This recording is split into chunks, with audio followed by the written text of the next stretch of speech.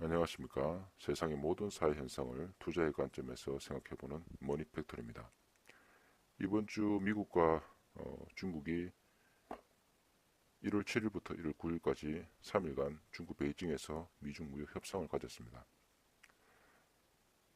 어떤 우호적인 분위기가 연출되기도 했었고, 이에 따라서 미국 증시와 이머징 증시가 동반 상승을 했었는데요. 그렇다면 다음 주 미국 증시는 계속 상승을 이어갈까요? 아니면 하락 반전을 할까요? 하나하나씩 짚어보도록 하겠습니다.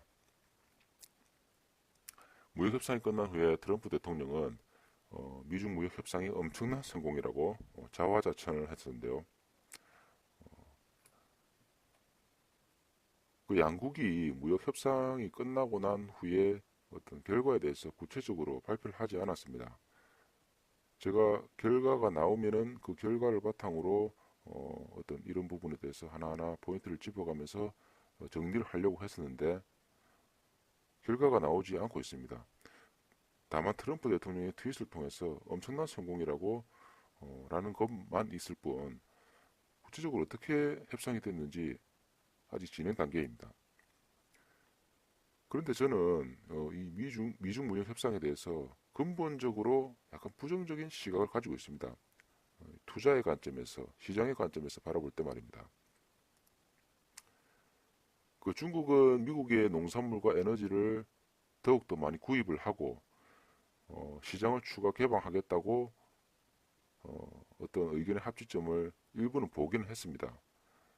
그러나 첨단 기술에 대한 어떤 지적재산권 보호라든지 보조금 축소 문제라든지 중국 제조 205에 대한 어떤 그런 부분은 쉽게 의견 합치점이 없다고 간간히 외신을 통해서 보도가 되고 있는데요.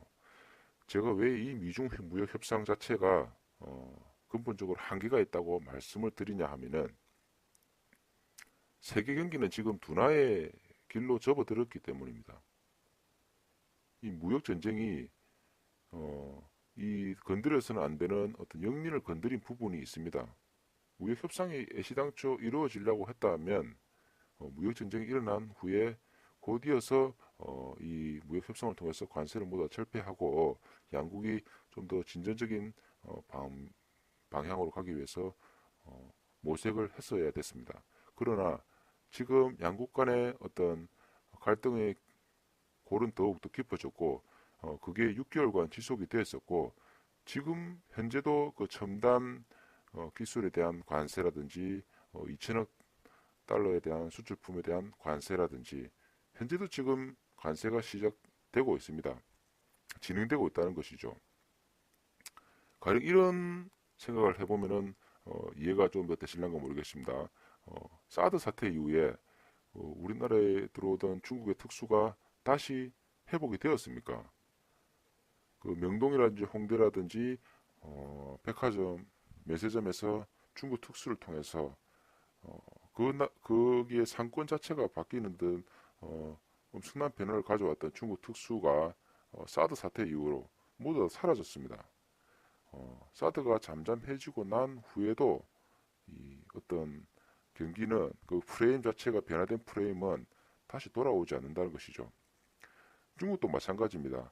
지금 세계 경기가 안 그래도 둔화 조짐으로 들어가고 있고 제조에 대한 부분에 대해서 중국이 이를 예상하고 첨단 기술을 발전시키고자 어떤 스마트 팩토리 등 여러 가지 중국 제조 2025의 어떤 추진 정책을 추진하고 있던 와중에 미국이 이것을 건드렸고 또 그에 따라서 중국 사회 내에서도 어떤 여러 가지 문제가 발생되었고 그에 따른 미국 제품에 대한 어떤 반감, 어떤 불매 운동의 확산, 따라서 애플이라든지 어떤 스타벅스라든지 기존의 어떤 고가의 제품들과 생필품에 대한 자동차라든지 이런 부분의 구매가 추가적으로 이루어지지 않고 있고 이 무역 협상 자체가 되고 설사 잘 된다 하더라도 관세 자체가 모두 다 없어진다 하더라도 세계 경기의 둔화를 막을 수는 없다는 겁니다.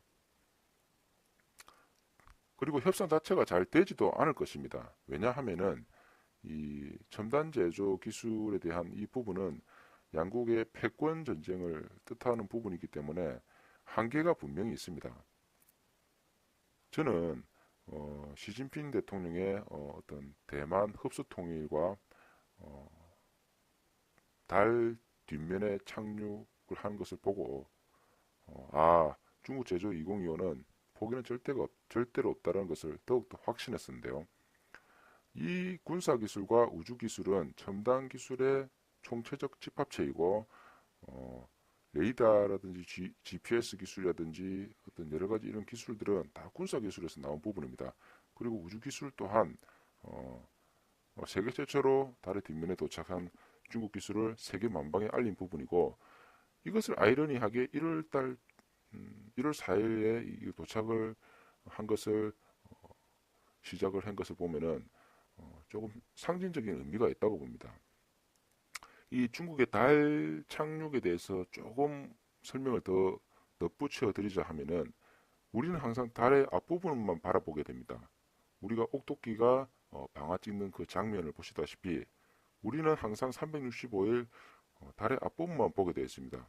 자전과 공전 주기가 일정하게 여러 수억 광년 동안 진행된 결과 달은 항상 지구와 정교하게 자전과 공전하면서 달의 앞부분만 보게 되는데요.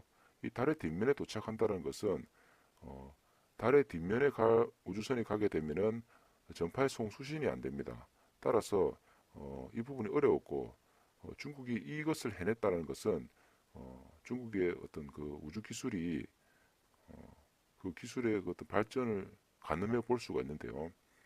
이 달의 뒷면에 도착하기 위해서 달 옆에 거의 앞서 중계위성을 띄웠습니다. 그 중계위성을 통해서 전파를 중계해서 달의 뒷면에 창호 4호를 통해서 전파를 송수신했었고 창호 4호는 달의 뒷면에 도착을 했었죠. 근데 이 달에 도착한 이 부분이 어떤 의미가 있냐면은 중국이 달의 뒷면에 있는 헬륨 어떤 그런 자원을 확보해서 어떤 이 헬륨이라는 것이 핵융합에 필요한 아주 중요한 자원이고 이 헬륨 자원이 어떤 경제적 가치로는 엄청나게 많은 부가가치를 창출하는 부분이 있다고 봅니다. 그리고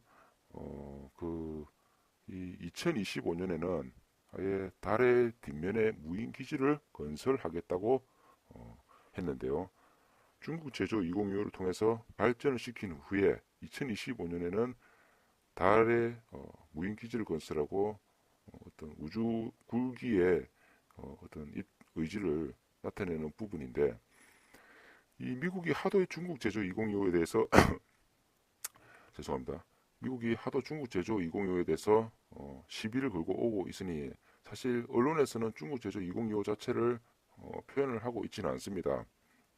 그러나 에둘러서 우리의 군사기술과 우리의 우주기술은 더욱더 발전할 것이고 실제 우리의 수준이 이 정도라는 것을 표현하고 있다는 것은 에둘러서 중국 제조 2025를 포기를 하지 않겠다는 그런 부분입니다.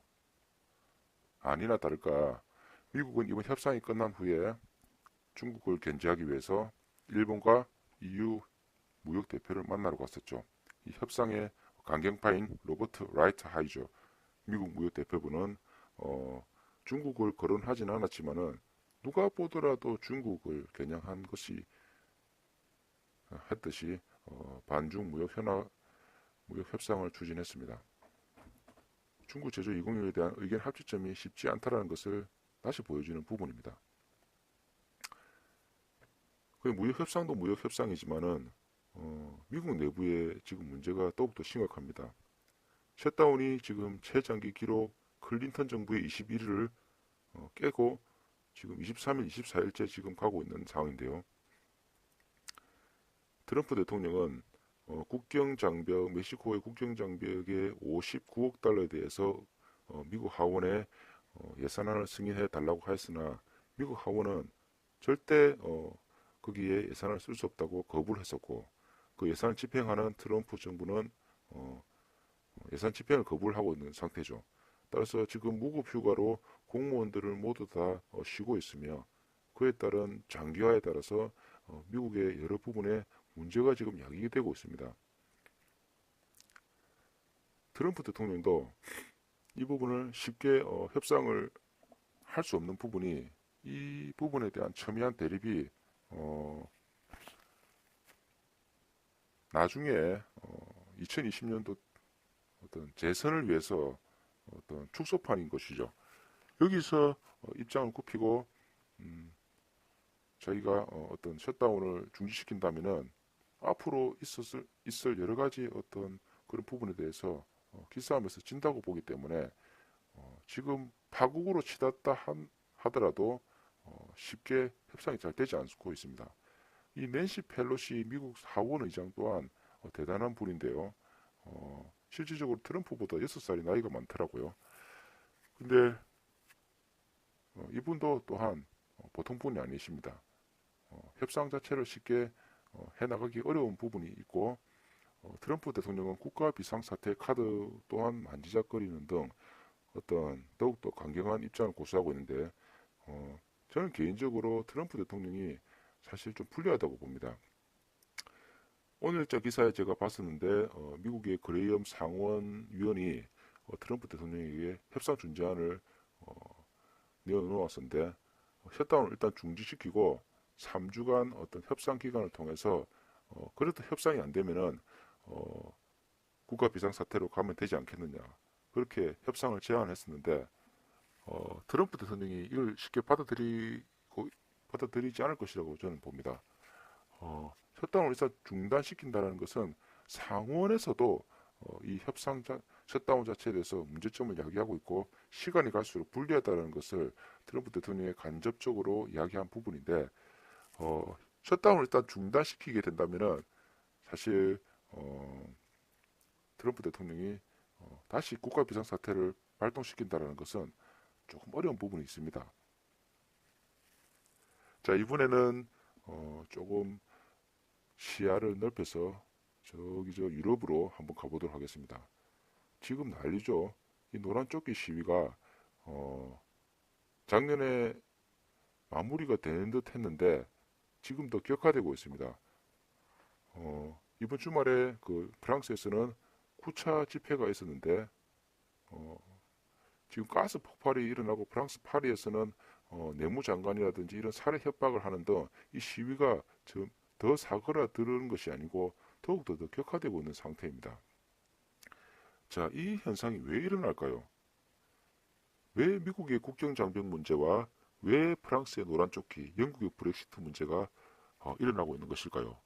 저는 이 세계가 중산층이 몰락하고 있는 그런 부분이 있다고 봅니다. 이민자들에 대한 어떤 그 수용을 통해서 미국 내의 중산층 백인 노동자들, 유럽의 어떤 기존의 기득권 세력들이 자신의 일자리가 사라지고 그에 따라서 자신의 소득 자체가 줄어들음에 따라서 자기 생존이 생존의 위협을 느끼는 것이죠. 그래서 이 한 번도 시위를 해본 적이 없는 이런 노란 조끼 이런 사람들이 나와서 유류세 인상 자체가 지금 문제가 되는 것이 아닙니다. 아예 국가 자체를 지금 정권 퇴진을 요구하고 있습니다. 이 노란 시위는 영국으로 넘어가서 영국에도 지금 노란 시위가 일어나고 있다고 하는데요. 이 노란 시위를 통해서 그 중산층의 몰락 그리고 저소득층의 증가, 소득의 양극화 이 프레임을 갖다 들이대서 모든 것을 판단해 보면은 다 이해가 되실 거라고 봅니다. 영국 같은 경우에는 지금 다음 주 1월 15일 날 브렉시트 메이 총리가 EU와 협상을 한 브렉시트 합의안이 의회의 비준을 남겨놓고 있는데요. 그 의회의 비준 자체가 지금 부결될 가능성이 많습니다. 그래서 지금 이 부분이 또 하나의 어떤 주식시장의 악재가 될 수 있는데요. 이 브렉시트에 대해서 제가 조금 한번 설명을 해드리겠습니다. 2016년도에 데이비드 캐머런 총리가 보수당 정권의 총리죠. 이 총선에서 승리를 하게 됩니다. 이 브렉시트를 이슈화시켜서 우리 영국은 옛날에 과거의 대영 제국의 어떤 그런 번영을 누리겠다. 우리는 유럽의 속국으로서 유럽의 연합으로서 위축된 영국으로 살아가지 않겠다. 시당초 유럽과 한 부분이 될 수 없는 그런 영국을 어떤 그런 저항을 나타낸 부분이 브렉시트였고, 그 브렉시트가 할 것처럼 해서 그 언론을 통해서 선동을 해서 실질적으로 총선에 당선되었습니다. 이때까지는 아주 좋았죠. 근데 실질적으로 뚜껑을 열어보니까 정말 브렉시트가 됐던 것입니다. 국민들이 정말 그 유럽으로부터 벗어나자, 우리 유럽으로부터 엑시트하자. 그래서 52%에 근접하는 그런 투표 결과를 보였는데요. 데이비드 캐메론 총리는 이 투표 결과가 나타난 후 다음 날에 바로 사퇴하게 됩니다. 자신도 깜짝 놀랐죠. 결국 보수당 정권이 이 브렉시트를 이슈화시켜서 영국 국민을 자극했고, 이 자극한 결과가 오히려 보수당 정권의 역으로 작용해서 데이비드 캐머런 총리가 사퇴를 하게 되고, 지금 덮을 수도 없는 브렉시트의 문제를 남겨놓았던 것입니다. 이 브렉시트는 3월 29일 날 오는 3월 29일 날 자동 탈퇴를 하게 되어 있는데요. 이 탈퇴를 하기 전에 하드하게 탈퇴하느냐 아니면 소프트하게 탈퇴하느냐. 그러니까 하드하게 탈퇴한다는 것은 아무런 협약 없이 그냥 제3국으로 유럽으로부터 빠져나오겠다는 겁니다. 그리고 소프트하게 탈퇴하겠다는 것은 어떤 관세에 대한 협정을 일부 유지시키고 천천히 유예적으로 탈퇴하겠다는 것인데, 이 캐머런 총리가 사퇴한 후에 우리 영국의 테레사 메이 여성 총리가 당선이 됩니다. 이제 이 테레사 메이 총리 같은 경우에도 결론적으로 말씀드리자면은 지금 난간에 봉착해 있습니다. 그 테레사 메이 총리 같은 경우에는 처음에 하드 브렉시트는 브렉시트라고 이야기했을 정도로 노딜 브렉시트를 주장했던 사람인데요. 국내 여론이 너무나도 악화되니까 노딜을 하게 된다면은 여러 가지 문제가 생깁니다. 그래서 자기는 EU와 협상을 하게 되죠. 그래서 EU 협상한 결과가 약 2년간 관세를 유지하고 어떤 북아일랜드의 경계 부분에 대해서 그대로 유지를 한 후에 점진적으로 빠져나오겠다고 한 협상안인데, 이에 따라서 보수당 내 강경파와 민주노동당의 어떤 세력들이 그럴 것 같으면 왜 브렉시트를 했었느냐, 브렉시트를 아예 없애버리지 않으면 되지 않느냐, 왜 브렉시트를 하느냐, 그렇게 엄청난 양의 위자료를 물려주면서 빠져나오는 것 또한 2년간의 유예기간을 통해서 빠져나올 것 같으면은 안 하는 말 못하지 않느냐. 그래서 이제 비준을 의회 작년 연말에 비준을 상정하게 되었으나 이게 부결이 될 것을 보고, 그러니까 테레사 메이 총리의 EU 협상안이 부결이 될 것을 예상하고 협상 하루 전에 다시 파기를 시키고 내년에 다시 하겠다고 했습니다. 그 내년이 바로 이번 주 15일 날 비준 의회 상정을 하게 되는 것입니다. 근데 여기에 또 한 가지 또 변수가 있습니다. 어떤 노동당에 이 제레미 코빈이라는 사람이 있는데, 이 코빈이라는 사람은 영국 정치 내에서 가장 극좌파 성향을 가진 정치가입니다. 자신이 당선이 된다고 한다면은 영국 정부에 있는 주식의 10%를 국유화하고 모든 기관 산업을 다시 국유화하겠다고 하는 반시장주의자입니다. 근데 이 제레미 코빈이라는 이 사람이 실질적으로 브렉시트가 만약에 이번 1월 15일 날 부결이 될 경우에는 조기 총선을 하자고 주장을 하고 있습니다. 테레사 메이 총리를 불신임을 해서 몰아내고 자신이 총선에 당선이 되겠다는 것이죠. 능력 없는 총리를 물러나라는 것이죠. 근데 이 시장에서는 이 제레미 코빈의 당선을 가장 경계하고 있습니다. 반시장으로 가기 때문이죠. 이 브렉시트의 찬반 투표 결과를 보게 되시면은 여기 이 부분은 북아일랜드입니다. 그리고 이 부분은 스코틀랜드입니다. 이 북아일랜드가 조금 지정학적으로 조금 특이한 형태를 가지고 있는데, 이 아일랜드에서도 북쪽에 위치한 아일랜드의 영토 내에 있지만 영국령에 있는 아주 특이한 구조를 가지고 있습니다. 근데 메이 총리의 협상화 결과에 따르면은 이 북아일랜드 자체는 아일랜드에 속해져 있지 않고 만약에 3월 19일 날 이 브렉시트가 된다면은 아일랜드와 자유로운 통행이 이루어지는 이런 부분들이 관세를 매겨서 아주 특이한 어떤 하드보더가 경계선을 설정하게 되는 부분이어서 그럴 것 같으면 북아일랜드 사람들이 우리 아일랜드로 다시 돌아가겠다고 했던 것이죠. 영국 정부 입장에서는 이 영토를 빼앗기게 된 부분이 있습니다. 그래서 북아일랜드 사람들은 브렉시트에 대해서 찬성을 하지 않았습니다. 어차피 문제가 더 복잡해진다는 것이죠. 그리고 스코틀랜드 또한 지금 현재 잘 돌아가고 있는 어떤 그런 유럽과의 관계 속에서 굳이 브렉시트를 할 필요가 없다고 했었고 스코틀랜드 또한 반대를 했었습니다. 그러나 이 웨일즈 지방의 어떤 노동자들은 이민자들을 통해서 자신의 일자리가 생존에 위협받게 되고 그에 따라서 브렉시트를 강력하게 주장했었는데요. 이 남부 지역의 어떤 제조업 기반의 어떤 어떤 노동자들은 브렉시트를 강하게 찬성했습니다. 이 부분이 사실 미국과도 좀 비슷한 부분이 많습니다.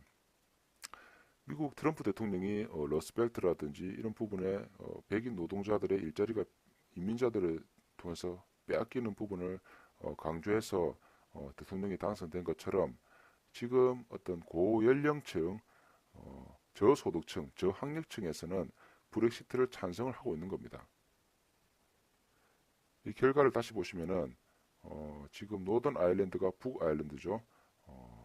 지금 떠나는 표보다 찬성하는 표가 더 많은 걸 보시게 될 것입니다. 그리고 런던 내의 어떤 지식인들 또한 브렉시트를 해서 얻을 것이 없다고 판단했었고 브렉시트를 찬성을 하지 않았었죠. 스코틀랜드 또한 마찬가지입니다.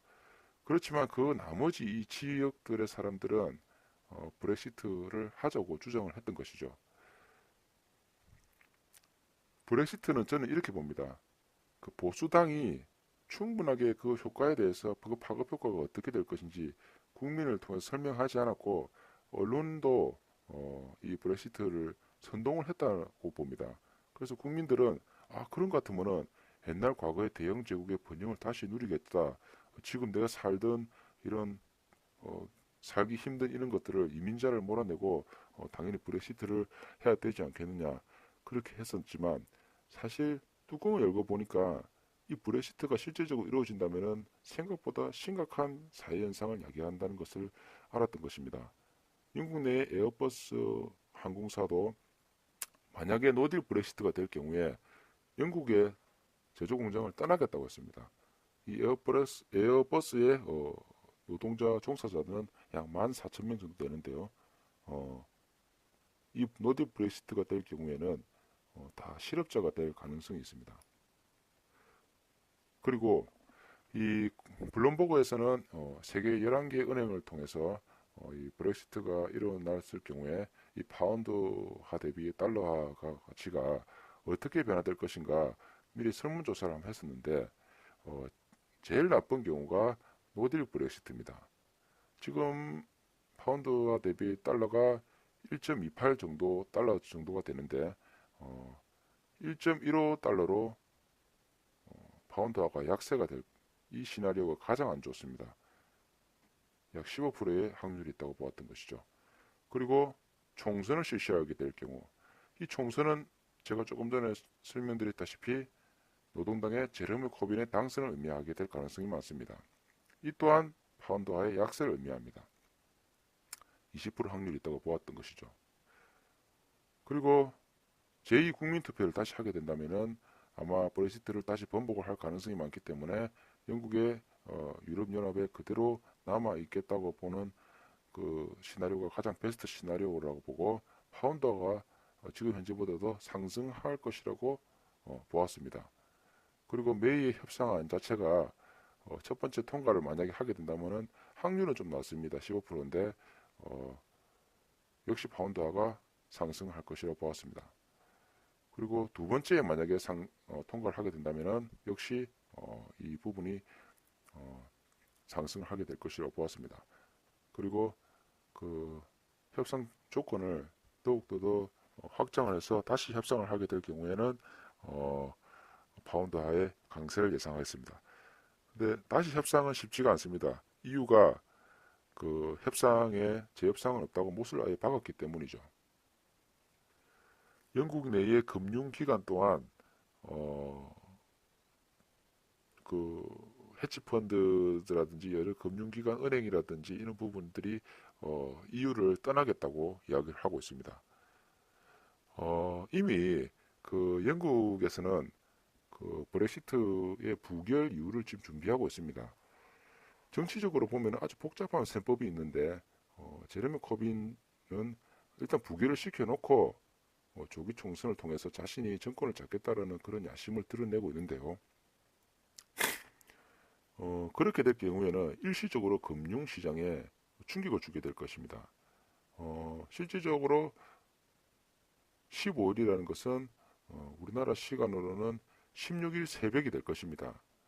브렉시트 결과가 나올 것이고 이것은 만약에 부결이 될 경우에 노딜로 갈 가능성이 있든지 아니면 조기 총선을 통해서 제레미 코빈이 당선이 될 가능성이 있든지 불확실성이 더 커지는 부분이 있습니다.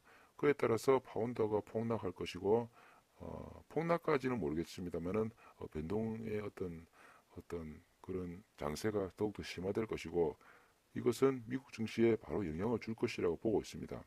미국 증시에 영향을 준다는 것은 우리 이머징 증시에 또한 영향을 준다는 것이죠.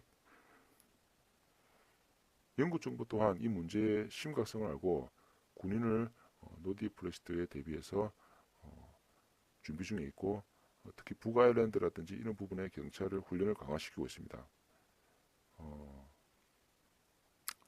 영국의 금융회사가 노딜 브렉시트가 된다면 약 1조 달러가 유럽으로 이전하게 되는 것이죠. 이런 부분은 상당히 금융에 충격을 주게 되는 부분입니다. 이제 정리를 한번 해보겠습니다. 고점 대비 고점 나스닥 지수를 저는 설명을 해드리고자 하는데요. 8133포인트를 통해서 고점 대비 최고의 상승을 했었고 8월 31일 날 최고점을 찍은 후에 이 나스닥 증시는 하락을 하게 되어 있습니다. 하락을 했었죠. 그리고 악몽의 크리스마스를 보내고 난 후에 12월 26일부터 다시 상승을 하게 됐습니다. 저점은 6190포인트, 23포인트의 약세장을 집었었고 그리고 다시 상승을 해서 다시 고점 대비 14%로 상승을 지금 한 상태입니다.